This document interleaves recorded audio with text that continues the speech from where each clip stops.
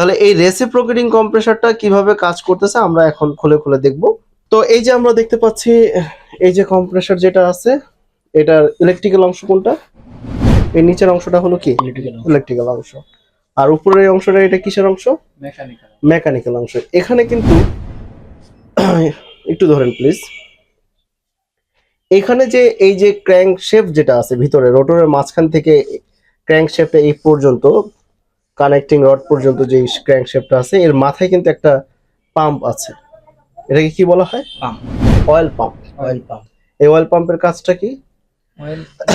কম্প্রেসরের তলানি থেকে এই তেলটাকে উপরের দিকে উঠে নিয়ে আসবে, নিয়ে এসে পুরো কম্প্রেসরটাকে ভিজায় রাখবে, পিচ্ছিল রাখবে। কম্প্রেসরকে যেই যেই বস্তুগুলো ঘূর্ণনশীল এবং ঘর্ষণ হয় সেইগুলোকে কি করে? পিচ্ছিল রাখার জন্য তেলটাকে ছড়ায় দেয়।